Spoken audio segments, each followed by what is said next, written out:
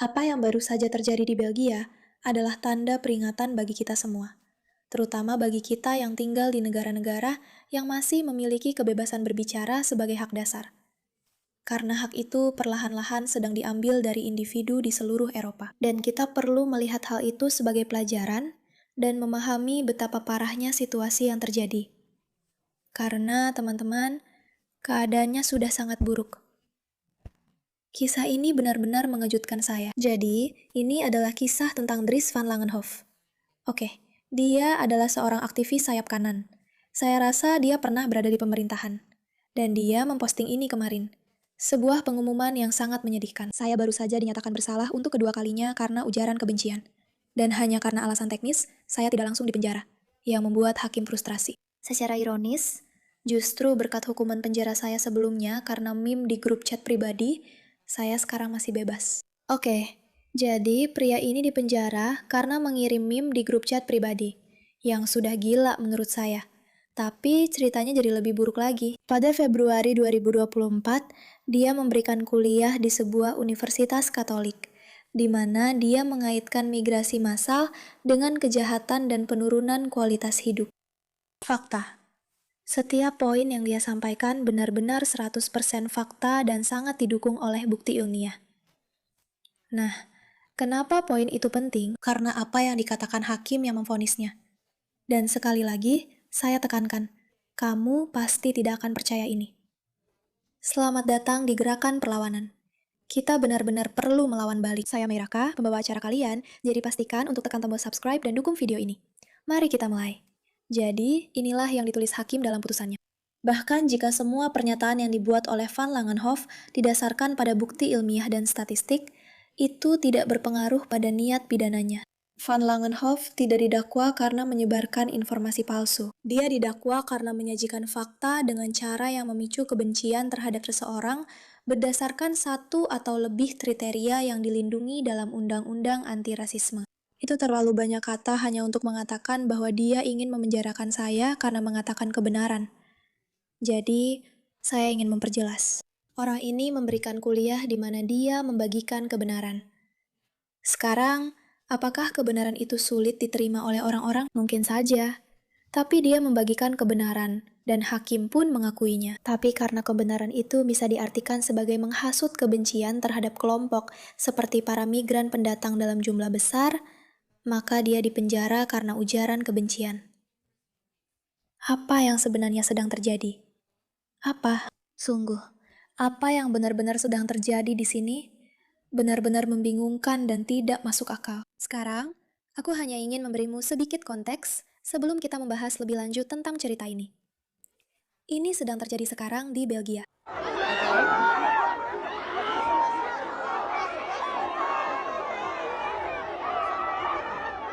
Ini adalah hari yang cerah dan indah, sesuatu yang jarang terjadi di Eropa.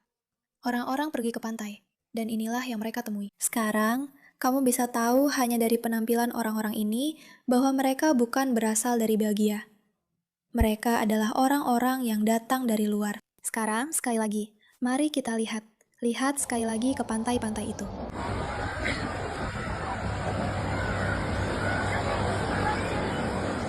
Sekarang, saya tidak tahu apakah kamu pernah bertemu dengan orang Belgia, tapi ini adalah masyarakat yang membanggakan perilakunya. Sangat sopan dan sangat-sangat bersih. Saya juga harus menambahkan bahwa mereka juga merupakan tempat di mana PBB berada. Jadi, itu memberi gambaran tentang pola pikir mereka. Sejujurnya, secara pribadi, saya tidak terlalu suka orang Belgia. Tapi mereka adalah tipe orang yang melakukan segala sesuatu dengan sangat-sangat tertib. Ini bukan perilaku orang Belgia.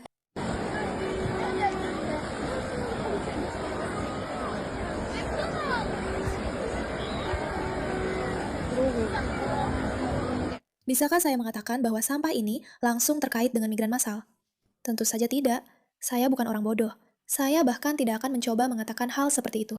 Namun, mentalitas seperti ini dari orang-orang yang datang ke negara kita dan hanya menodai negeri ini karena mereka tidak peduli, adalah indikator dari orang-orang yang memang tidak peduli.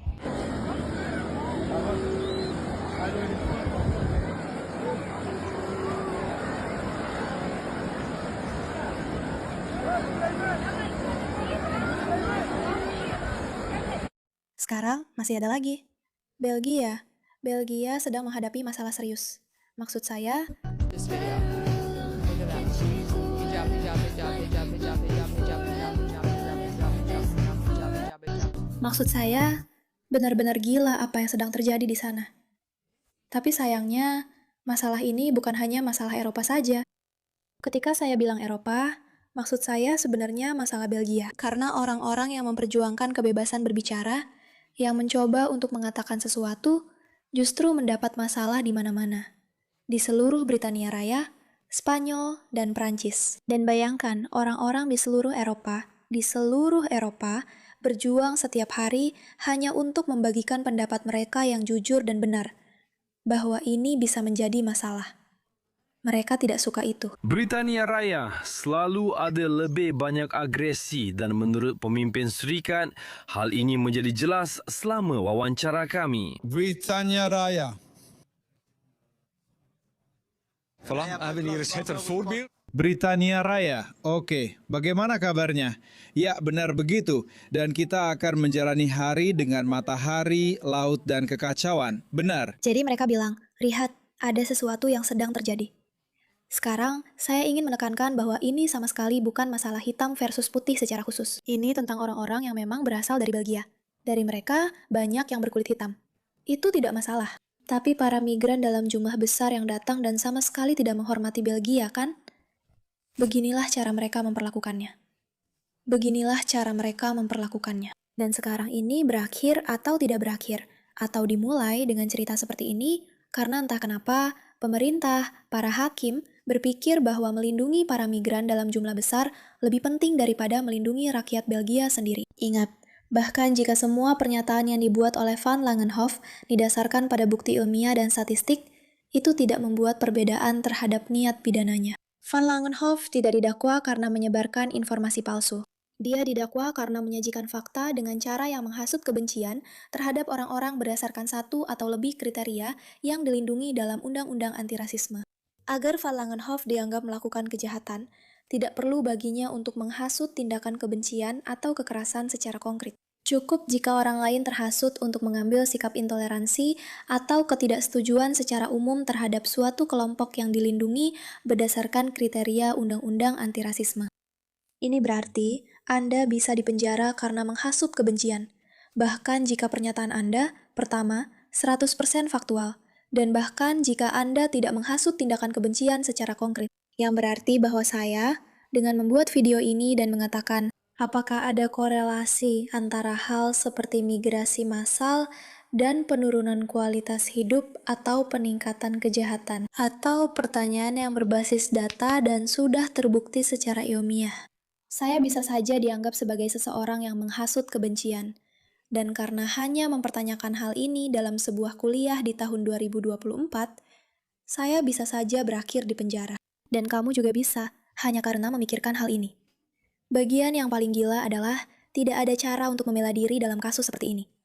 Saya membawa studi ilmiah yang saya kutip ke pengadilan, tapi hakim tidak peduli. Saya juga membuktikan bahwa ratusan mahasiswa yang hadir di kuliah tersebut berasal dari berbagai afiliasi politik yang berbeda.